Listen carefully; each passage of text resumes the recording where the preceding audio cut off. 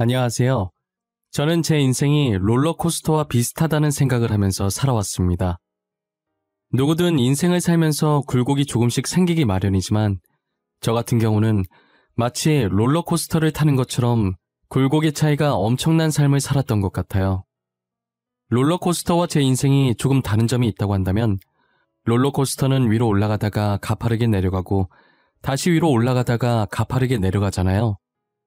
반면 제 인생은 평평한 평지를 다니다가 갑자기 지하로 훅 꺼지고 다시 점점 평지로 올라가더니 내려올 생각을 안 하고 하늘 위까지 올라가는 길만 생기더라고요.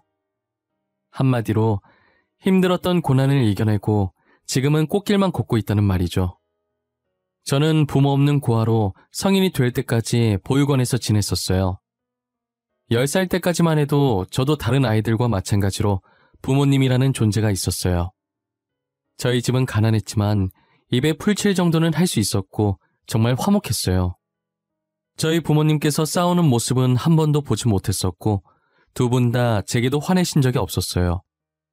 그리고 저는 돈을 얼마나 주든 절대 살 수 없는 것을 가지고 있었어요. 그건 바로 저희 어머니를 닮은 자신감이었는데요. 다 쓰러져가는 집이었어도 부끄러워하지 않고 친구들을 데리고 와서 놀곤 했어요.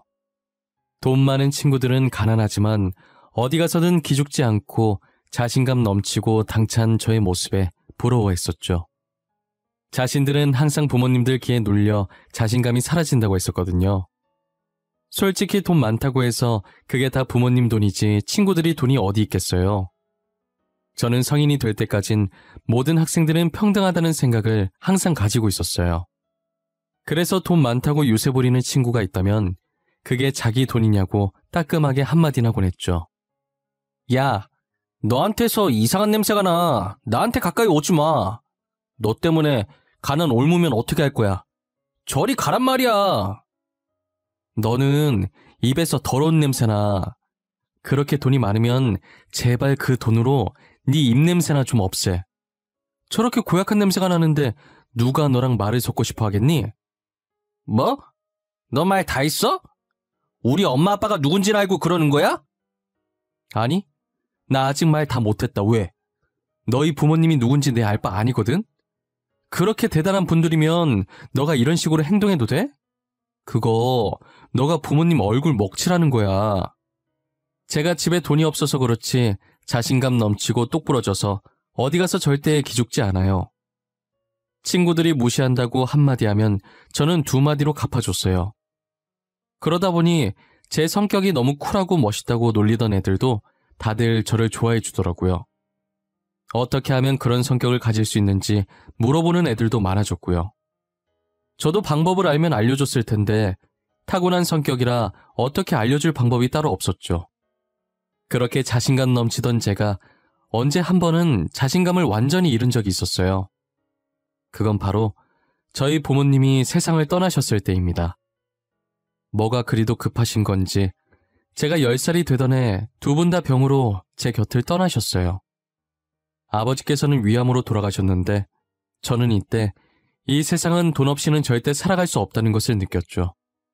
아버지를 살리려면 병원에 가서 수술을 받아야 하는데 아무래도 저희 형편이 많이 안 좋았고 당장 수술할 돈이 없어서 병을 고칠 시도도 못 해보고 그렇게 아버지를 허망하게 보내고 말았어요. 저처럼 어떤 순간에도 늘 씩씩하시던 어머니께서는 아버지를 보낸 슬픔에 처참히 무너지셨죠. 정말 한동안은 표정이 없는 사람처럼 지내다 마음의 병을 얻고 세상을 떠나셨어요. 전 돈이 없어서 부모님이 아픈 모습을 보고도 그저 가만히 지켜만 봐야 했어요. 나날이 안 좋아지는 부모님의 상태를 볼 때마다 제 마음도 찢겨지기 시작했어요. 결국 부모님을 다 잃은 저는 갈 곳이 없어서 저와 비슷한 처지의 아이들이 모인 보육원에 가게 되었어요. 처음엔 더 이상 부모님이 제 곁에 없다는 걸 믿지 못했고 적응도 제대로 못했던 것 같아요. 제 전 재산은 부모님이었는데 전 재산을 잃으니 자신감도 많이 사라져 있더라고요. 그러다 보내는 이에 아무런 주소도 이름도 없이 받는 사람의 제 이름만 적힌 택배가 하나 온 거예요. 원장님이 주신 상자를 열어보니 안엔 편지가 든 봉투와 함께 옷과 필기구들이 있더라고요.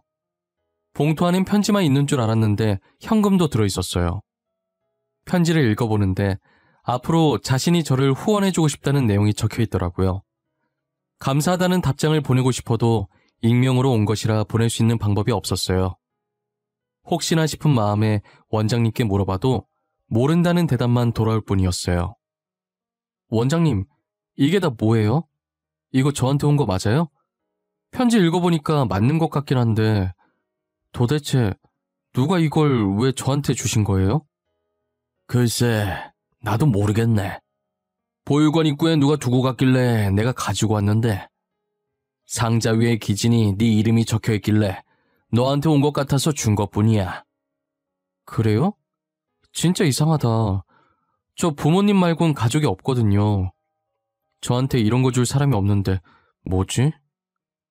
좋게 생각해. 너가 클 때까지 후원해 주시겠다잖아. 너무 착한 아이라서 너한테 천사가 왔나 보다. 하지만 매번 원장님을 통해서 돈과 옷들, 그리고 그때그때 필요할 만한 것들을 주셨죠. 저는 얼굴도 모르는 후원자께서 보내주신 옷들을 감사히 입고 돈은 필요할 때 빼곤 모조리 모았어요. 그리고 후원자가 쓴 돈이 아깝지 않게 기대에 부응하기 위해 공부를 열심히 하기 시작했어요. 사실 저는 공부에 취미가 없고 마땅히 이루고 싶은 꿈도 없었기 때문에 성적이 아주 개판이었거든요. 하지만 부모님이 돌아가시고 나서부터 의대에 가고 싶다는 생각이 들었어요. 10살 때 이런 생각을 했으니 저는 다른 아이들에 비해 이른 나이에 하고 싶은 것을 찾은 셈이죠. 솔직히 요즘 아이들은 자신의 미래인데 하고 싶은 것들을 못하고 다 부모님이 하라는 대로 하잖아요. 저는 부모님이 시켜서가 아닌 정말 진심으로 의사가 되고 싶었어요. 그래서 저처럼 돈이 없어서 치료를 받지 못하는 사람들을 도와주고 싶었어요. 저는 밤낮 할 것 없이 자는 시간과 화장실 가는 시간을 제외한 모든 시간에 책을 봤어요. 하물며 화장실에서 큰 볼일을 볼 때도 그 시간이 그냥 흘러가는 것이 아까워서 책을 가져가서 봤었죠. 그런 저에게 공부하면서 코피 흘리는 것은 예산 일도 아니었어요. 미친놈 같겠지만 오히려 코피를 흘리면 공부를 많이 했다는 증거 같아서 괜스레 웃음이 나오더라고요. 당시엔 벌써 의대에 합격한 기분이고 그랬어요. 중학교, 고등학교 단 한 번도 전교 1등을 놓친 적이 없었어요. 당연히 놓칠 수 없을 정도로 공부를 열심히 하긴 했지만요. 밤샘 공부 앞에서는 값비싼 학원들도 다 소용이 없나 봐요. 기준아, 너 학원 어디 다녀? 우리 엄마가 너 학원 어디 다니는지 알아오래. 이번에 너네 학원으로 옮길 거라고. 나 학원 같은 거 안 다니는데? 당장 과자 살 돈도 없는데 어떻게 학원을 다녀? 너 중학생 때부터 나한테 돈 없다고 놀린 거 기억 안 나? 아, 그래? 그럼 너 학원도 안 다니면서 어떻게 항상 전교 1등을 하는 거야? 그냥 좋은 머리로 타고난 건가? 너 따로 문제집 같은 거 사는 거 있어? 아니, 어차피 학교 시험은 교과서에서 나올 텐데 문제집 봐서 뭐해? 그거 돈 낭비야. 나 교과서로밖에 공부 안 해. 그리고 애초에 머리가 나쁘면 비싼 학원을 다녀도 다 소용이 없는 거야. 항상 전교 1등을 하니까 친구들이 매번 저한테 학원 어디 다니냐고 물어보곤 했었어요. 그리고 저는 수능까지 잘 봐서 그토록 가고 싶어 했던 명문대 의대에 합격할 수 있었어요. 후원자분께 감사 인사를 전하고 싶은데 여전히 아는 게 없으니 보육원에서의 마지막 밤을 보내며 집에 오는 길에 산 케이크에 초를 불고 하늘에 대고 감사하다고 소리쳤어요. 제 목소리가 얼굴 없는 천사에게 들릴 수 있을지는 모르겠지만요. 20살이 된 저는 더 이상 보육원에 있을 수 없어서 월세방을 찾아 나섰어요. 후원자께서 어떻게 아셨는지 제가 떠나는 날 아침에 또 택배를 보내셨더라고요. 의대 합격을 축하한다고, 감사 인사 잘 들었다고 하시면서 이제 20살이면 보육원에 나와야 할 텐데 등록금이랑 집 구하는데 보태라고 돈을 보내주셨더라고요. 진짜 어떤 분인지 너무 궁금했지만 보육원 원장님은 끝까지 안 알려줄 생각이신 것 같았어요. 후원자분께서 익명을 부탁하신 것 같아서 더 이상은 묻지 않았어요. 후원자께서 주신 돈으로 합격한 대학교에 등록금을 입금하고 학교 근처에 자취방을 구하는데 반전세까지는 아니지만 반전세 못지않은 조건으로 월세가 싼 원룸을 구할 수 있었어요. 의대를 다니면서 알바를 할 수 있을 거라고 생각했는데 그건 제 착오였어요. 공부할 시간도 빠듯해서 알바할 시간이 없더라고요. 그리고 저는 성인이 돼서 후원이 끊길 줄 알았는데 대학 졸업할 때까지 제 자취방에 택배가 오더라고요. 저는 꽈탑이라 등록금 전액 면제라 필요 없는데 그래도 학기마다 꼭 보내주시더라고요. 등록금에 매달 월세 그리고 늘 그렇듯 편지가 함께 들어있었어요. 늘 멀리서 지켜보고 있다고 항상 제 곁에 후원자가 응원하고 있다는 걸 잊지 말라고요. 저는 힘들 때마다 그 편지를 보고 젖먹던 힘까지 다 짜냈던 것 같아요. 제게 있어서 그 편지는 부모님이자 든든한 버팀목 같았어요. 그러다 학교에서 만난 동기 한 명이 있었는데 이상하게 그 동기한테 끌리더라고요. 수수하고 화장기 없는 얼굴에 볼터치한 듯 홍조가 더해져서 그 아이와 정말 잘 어울렸어요. 저는 다 아는 문제인데 모르는 문제라며 괜히 그 아이에게 다가가서 물어보고 그랬어요. 제가 물어볼 때마다 그 아이는 별말 없이 친절하게 다 알려주더라고요. 그러다 너무 물어보니까 장난으로 그 머리로 어떻게 의대를 왔냐고 하면서요.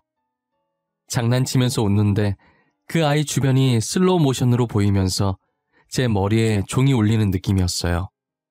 첫사랑이라는 감정이 이런 느낌이라는 걸 그때 처음 알게 됐죠. 그 아이 덕분에 공부밖에 모르던 제가 처음으로 사랑이라는 감정을 느끼게 됐어요. 그 뒤로 제 눈은 그 아이를 쫓기 바빴어요. 제 마음을 알아챈 동기는 제 어깨를 툭 치고 의미심장하게 웃더라고요. 지효 뒤통수 뚫리겠다. 그만 좀 쳐다봐. 그냥 좋아한다고 고백을 하지 그러냐? 됐다. 밥이나 먹으러 가자. 이번 공강 완전 널널해. 야, 아니거든?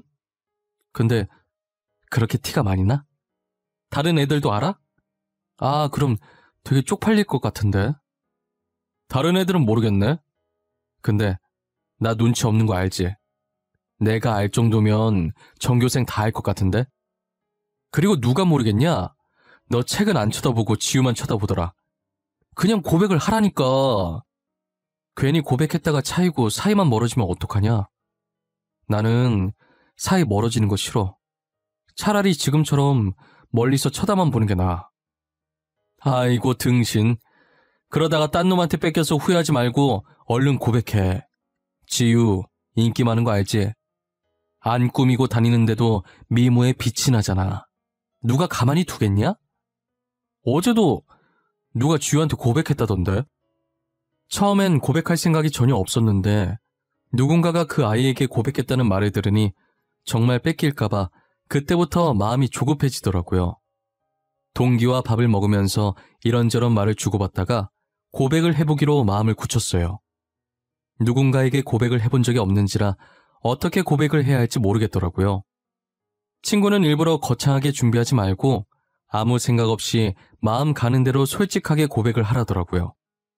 어줍지 않게 준비한 것보단 담백하게 있는 그대로의 솔직한 마음을 전하는 게 더 잘 먹힌다면서요. 저는 쉬는 시간에 수업 마치고 잠시만 시간 좀 내달라고 그 아이에게 말했어요. 그 아이는 해사하게 웃으면서 또 모르는 문제 있냐고 물어보는 거예요. 전 그 아이의 대답에 할 말이 있다고 해야 하는데 바보같이 그렇다고 해버린 거죠. 제 대답에 그럴 줄 알았다는 듯이 픽 웃으면서 알겠다고 하더라고요. 그리고 그날따라 시간이 왜 이렇게 빨리 가는지 결전의 시간이 순식간에 다가왔어요. 너 나한테 문제 물어보려는 거 아니지? 할 말이 있어서 시간 내달라고 한 거지? 아무래도 내 말이 맞는 것 같은데. 아니야? 어떻게 알았어? 티 났어? 내가 이리저리 티를 많이 내고 다니는 편인가 봐. 말을 안 해도 다들 알고 있네? 평소답지 않게 어색하게 말하는데 어떻게 몰라. 아까도 시간 내달라고 하는데 되게 어색했어. 너 어디 가서 거짓말은 못하겠다. 이렇게 다 티가 나서. 그래서 나한테 할 말이 뭔데? 뭐라고 얘기해야 할지 모르겠는데 내가 갑자기 이런 말 하는 거 당황스러울 수도 있어. 그니까 내가 하고 싶은 말이 있잖아. 뭐 너가 나 좋아한다고? 아님 좋아하니까 사귀어달라고? 설마 결혼하자는 말은 아니지? 사귀는 건 좋은데 아직 결혼은 부담스럽다, 야. 너 어떻게 알았어? 설마 강지우가 너한테 말했어? 이 자식을 그냥... 무슨 소리야? 걔가 누군데? 아니, 자기가 티 다 내놓고. 그렇게 티를 내는데 어떻게 몰라. 너 꽈탑이잖아. 모르는 문제가 있을 리가 없을 텐데 괜히 나한테 계속 물어보는 거면 말 다 했지 뭐. 알고 보니 저만 빼고 제 짝사랑을 다 알고 있더라고요. 제가 하도 티를 내고 다녀서 저처럼 혹시나 그 아이를 제게 뺏길까봐 다른 애들이 줄줄이 고백했다가 대차게 차였다고 하더라고요. 저는 왜 받아주는 거냐고 물으니 다른 애들은 검은 속내가 빤히 보였는데 저는 너무 순수해 보였대요. 자신에게 다가가는 방식도 다른 애들처럼 막 다가오지 않고 어린아이 마냥 모르는 문제 있다는 핑계로 매번 수줍게 그러고 있으니 순박한 매력에 자연스럽게 마음을 열게 됐대요. 사귀면서 알게 됐는데 당시 여자친구한테 관심 있는 거 티내려고 선 넘는 애들이 많았다고 하더라고요. 안 꾸며도 이뻐서 그런 것도 있는데 여자친구가 금수저라 더 그랬다나 봐요. 저도 여자친구가 금수저라는 사실을 몰랐는데 직접 말해줘서 알았어요. 여자친구는 제 속이 너무 투명하게 보여서 좋대요. 그래서 저는 여자친구한테 앞으로도 지금처럼 거짓없이 늘 솔직하려고요. 여자친구는 의대를 다니다가 적성에 안 맞는다고 그만뒀어요. 여자친구도 어릴 적 제 친구들처럼 부모님이 시키는 대로 의대에 간 거더라고요. 그래도 제 친구 부모님과 다른 점이 있다면 이제서라도 하고 싶은 걸 하게 해주신 점인 것 같아요. 최근에 부모님이 혹시 하고 싶은 게 따로 있냐고 물어서 이제서야 하고 싶은 일을 하게 됐다더라고요. 늦게 시작하긴 했지만 워낙에 하고 싶었던 일이라 열심히 하니 금방 하겠더래요. 그래도 할 수 있는 걸 하게 되어서 정말 다행이라고 축하해주고 옆에서 응원해 주었어요. 그렇게 저희는 한 번도 싸운 적 없이 5년 정도 더 만나다가 결혼을 했어요. 처음에 결혼 얘기가 나왔을 땐 제가 부모가 없으니 자꾸 위축이 되는 거예요. 여자친구는 괜찮다고 하는데 예비 장인 장모님이 보시기엔 어떨지 모르겠더라고요. 여자친구에게 고백했던 날보다 인사드리러 가는 날이 100배는 더 긴장됐던 것 같아요. 하지만 제가 생각했던 것과는 달리 예비 장인 장모님께서 저를 엄청 따뜻하게 맞이해 주시더라고요. 얘기 많이 들었다고, 그동안 얼마나 고생했겠냐고 저를 안아주시는데 저도 모르게 눈물이 났어요. 여자친구도 옆에서 보다가 제가 우니까 놀래는 것 같더니 이내 저와 같이 울어주더라고요. 예비 장인 장모님은 그런 저희의 모습을 보고 보기 좋다고 엄청 흐뭇해하셨어요. 정말 잘 어울리는 선남선녀라면서 저를 보니 하나뿐인 딸 마음 편히 맡길 수 있다고 하시더라고요. 저는 많이 부족하지만 믿고 결혼 허락해 주셔서 감사하다고 큰절을 올렸어요. 여자친구도 옆에서 저라고 예비 장인 장모님은 아니라면서 맞절을 해주시더라고요. 이렇게 따뜻한 분들 덕분에 처음으로 인사드리러 가는 자리이자 상견례나 마찬가지인 자리는 처음부터 끝까지 화기애애하게 잘 마칠 수 있었어요. 저는 후원자분께 편지 한 통을 남기고 싶어서 제가 살았던 보육원에 다시 찾아갔어요. 원장님께 의사가 됐다는 소식을 전해드렸고 곧 결혼까지 한다고 말씀드렸어요. 원장님은 그게 정말이냐면서 축하한다고 저를 얼싸안으시면서 기뻐하셨어요. 그리고 제가 부탁이 하나 있다고 하자 대충 눈치를 채신 것 같더라고요. 후원자분께 감사했다고 편지 한 장 쓰고 싶은데 전해줄 수 있으시냐고 물었죠. 원장님께서는 이제껏 모른다고 했던 대답과는 달리 온화하게 웃으시면서 그렇게 하겠다고 하시더라고요. 저는 이렇게 제가 의사가 될 수 있었던 것도, 그리고 결혼을 할 수 있었던 것도 다 후원자님 덕분이라고, 정말 감사하다고, 그리고 올 수 있으면 잠깐이라도 식장에 오시라는 편지를 남겼어요. 그걸 청첩장과 함께 원장님께 전달해드렸죠. 원장님은 잘 전달해주겠다고 결혼 진심으로 축하한다고 말씀해 주셨어요. 제 편지가 꼭 후원자분께 무사히 잘 전달됐으면 하는 마음으로 보육원을 떠났어요. 드디어 결혼날이 왔고 혹시나 후원자분께서 오시지 않으셨을까 싶어서 자꾸 두리번거리게 되더라고요. 저는 후원자분을 보지 못했고 시간이 다 되어가서 신랑 입장을 하기 위해 대기실로 발걸음을 옮겼어요. 제가 고아원에 처음 갔을 땐 의사가 될 것이라고는 감히 엄두도 못 냈고 이렇게 좋은 아내와 처가 식구들을 맞이하게 될 것이라는 상상도 못했어요. 입장 전까지 이게 꿈은 아닌지 허벅지를 몇 번이나 꼬집어 봤는지 몰라요. 아픈 느낌이 선명하게 나는 게 확실히 꿈은 아니더라고요. 저는 무수한 사람들의 힘찬 박수와 함성을 받으며 입장을 하기 시작했습니다. 양쪽 귀빈들께 인사를 하면서 빠르게 눈을 돌려보았지만 후원자분은 안 계신 것 같았어요. 혹시나 편지가 전달되지 않은 것인지 무슨 일이 생기신 건지 오만 가지 생각이 다 들더라고요. 그래도 한 번뿐인 결혼식이니 망칠 수가 없어서 아무렇지 않게 신경 쓰이지 않는 척했었어요. 결혼식을 끝마칠 때쯤 양가 부모님께 인사하는 시간이 있었는데 비어 있어야 할 제 부모님석에 장모님이 앉아 계시더라고요. 저는 순간 당황하긴 했는데 부모님석에 아무도 안 계시면 제가 뻘쭘해할까봐 장모님께서 저를 배려해서 저희 부모님 대신 앉아 계신 줄 알았어요. 인사를 하는데 눈물이 살짝 맺히려고 할 때 장모님께서 저를 안아주시는 거예요. 그동안 고생 많았어. 부모님 안 계시다고 엇나가지 않고 잘 자라줘서 고맙다. 늘 뒤에서 응원하고 있었어. 처음으로 보내준 편지도 잘 받았고. 기진이 네가 내 사위라서 참 다행이야. 편지요? 제가 장모님한테 편지를 썼었나? 설마 정말 장모님이 제 후원자셨어요? 일단 시 끝내놓고 마저 이야기하자. 내가 다 이야기해줄게. 이제야 내가 마음이 놓이네. 앞으로 우리 못난 딸 잘 부탁한다. 알고 보니 뒤에서 저를 응원해주시고 후원을 아끼지 않았던 얼굴 없는 천사가 제 장모님이셨어요. 장모님께서는 저희 어머니께 살아계실 때 세상에 둘도 없는 절친한 친구 사이였던 거예요. 장모님 집안이 원래도 엄청 부유한 집안이었는데 늘 자기 잘난 맛에 사는 가족들 때문에 언제나 자신감이 없었고 항상 기죽은 상태로 계셨다고 하시더라고요.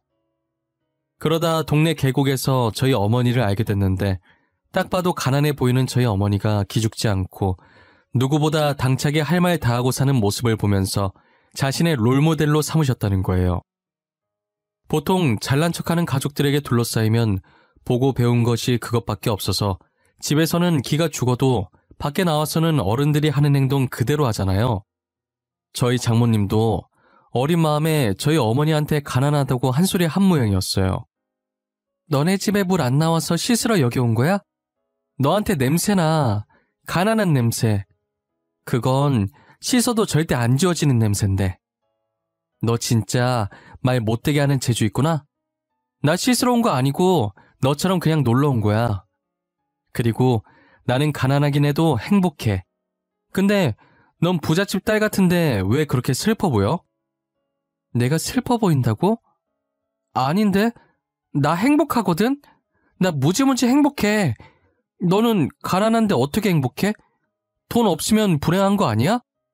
나는 그런 생각하고 있는 너가 더 불행한 것 같아. 행복의 가치는 돈으로 매길 수 없어. 당장 가진 돈은 없어도 지금 내가 행복하다는 생각이 들면 그게 진짜 행복한 거 아니야? 그래도 돈이 있어야 조금 더 행복한 거 아니야? 먹고 싶은 거나 사고 싶은 게 있어도 돈 없으면 못 사잖아. 너는 지금 먹고 싶은 거, 사고 싶은 거 다 살 수 있어? 그것도 다 부모님 돈으로 사는 거잖아. 너가 아무리 사고 싶어도 부모님이 안 주면 그만 아니야? 그럼 너나 나나 똑같은 처지네. 장모님은 그때 저희 어머니 말을 듣고 무언가로 머리를 세게 맞은 느낌이 들었다고 하시더라고요. 그동안 돈만 있으면 행복한 사람인 줄 알았는데 생각해보니 장모님께서는 전혀 행복하지 않았대요. 어차피 부모님 돈이고 장모님은 그저 부모님이 하라는 대로 하는 꼭두가시 같았다고 하시더라고요. 그날 어머니한테 쓴소리 들으시면서 많이 반성하고 배웠다고 하셨어요. 그 뒤로는 어머니 팬이 되어 어머니 뒤만 졸졸 쫓아다녔다고 하더라고요. 계속 인연을 이어가다가 어머니께서 이제 더 이상 살 날이 얼마 안 남았을 때 장모님을 찾아왔었대요. 자기마저 떠나면 저 혼자 남게 된다고, 염치 없지만 혼자 남을 어린 저를 부탁한다고요. 부탁할 사람이 없어서 왔다고 우시는 모습에 장모님도 따라서 많이 우셨다고 하셨어요. 장모님께서도 어머니가 떠나신 후로 저 못지않게 많이 힘들어 하셨던 것 같았어요. 장모님은 어머니의 부탁을 들어주기 위해 제가 보육원에 들어가는 순간부터 원장님께 비밀 지켜달라고 하고 뒤에서 몰래 후원해 주시고 계셨던 거죠. 그리고 저를 사위로 맞이하고 싶어서 아내에게 일부러 의대에 가라고 집착하셨다더라고요. 저와 아내가 대학을 다니면서 자연스럽게 만나게 해주려고 그랬던 것이었어요. 저는 농담 삼아 저희가 운 좋게 만나서 다행이지 각자 다른 짝 생겼으면 어떡할 뻔했냐고 하니까 그런 생각은 안 해봤다고 무서운 말 하지 말라면서 제 어깨를 안 아프게 살짝 치셨어요. 그러시더니 정말 제 말처럼 그런 상황이 왔다면 정말 끔찍할 것 같다고 하시더라고요. 치를 떠시는 장모님을 보고 웃으면서 그래도 이렇게 만나서 다행이라고 앞으로 사위 노릇 잘할 테니 꼭 저희 곁에 오래오래 살아달라고 하면서 살짝 안아드렸어요. 저희 이야기를 듣고 장인 어른께서는 흐뭇하게 쳐다보고 계셨고 아내는 눈물을 흘리고 있었어요. 제가 이렇게 의사가 되고 좋은 가족들을 만나게 된 건 다 장모님 덕분이라고 생각했는데 알고 보니 험난 세상 속에서 혼자서 꿋꿋하게 잘 버텨준 어린 아들에게 주는 어머니의 선물이셨던 것 같아요. 저는 그동안 장모님과 어머님께 많은 사랑을 받은 만큼 다른 사람들에게도 베풀기로 마음먹었어요. 결혼한 지 2년쯤 지났을 때 장인 장모님께서 제 개인 병원을 하나 차려주셨었어요. 그래서 평일엔 병원 일을 하고 주말엔 보육원에 가서 봉사 차원에서 무료 치료를 해주었죠. 장인 장모님도 만족해 하시고 아내도 의대 출신이라 저를 따라서 보조해주며 도와주고 있어요. 전국까지는 아니지만 제가 살고 있는 지역의 여러 보육원에 가서 여전히 봉사를 하며 잘 지내고 있어요. 그리고 저희 부모님처럼 생계가 어려워 치료를 못 받는 분들이 계시면 찾아가 봉사를 해드릴 예정이에요. 이제껏 부모님이 일찍 돌아가셔서 그동안 사랑을 못 받고 자랐다고 생각했었는데 그건 제 착각이었어요. 늘 제 곁엔 친부모님과도 같으신 장인 장모님이 계셨고 보육원 원장님도 계셨고 그리고 어떤 값진 것들과도 바꿀 수 없는 사랑스러운 아내가 있었죠. 저는 그분들이 제게 주신 사랑을 평생 동안 절대 잊지 않으려고 해요. 그동안 힘든 시간이 많았지만 끝까지 포기하지 않고 달려왔더니 이런 행복한 순간들이 저를 찾아오네요. 당장 힘든 시간을 겪고 계신다 해도 그 속을 잘 보면 손톱만큼의 기쁨이라도 찾으실 수 있으실 거예요. 만약 찾으셨다면 힘듦에 잠식되지 말고 손톱만큼의 기쁨에 취해 계시길 바랄게요. 그렇다면 언젠가는 힘듦은 사라지고 기쁨만 남게 될 거예요. 이 글을 쓰다 보니 하늘에서 저를 지켜보고 계실 저희 부모님이 생각나네요. 어떤 표정으로 지켜보고 계실지 모르겠지만 부디 제게 수고했다고 말씀해 주셨으면 좋겠어요. 정말 수고 많았다고, 이제 더 이상 걱정이 안 된다고, 앞으로는 행복할 일만 남았다고 말이에요. 그리고 이뤄질 수 있을지 모르겠지만 늘 제가 생일에 촛불 불면서 비는 소원이 있는데 다음엔 꼭 저의 자식으로 다시 만날 수 있었으면 좋겠어요. 그땐 10년이라는 짧은 시간 말고 몇십 년 동안 길게 볼 수 있었으면 해요. 여러분들 부모님께서는 아직 여러분들 곁에 계시나요? 그렇다면 오글거리시겠지만 하루에 한 번 정도 부모님께 사랑한다는 말을 해주면 어떨까요? 지금 당장은 입에 안 붙고 힘들어도 나중엔 자연스럽게 부모님을 사랑한다고 말할 수 있을 거예요. 티는 안 내셔도 부모님이 여러분들의 사랑을 기다리고 있을 수도 있잖아요. 저의 이야기는 여기까지입니다.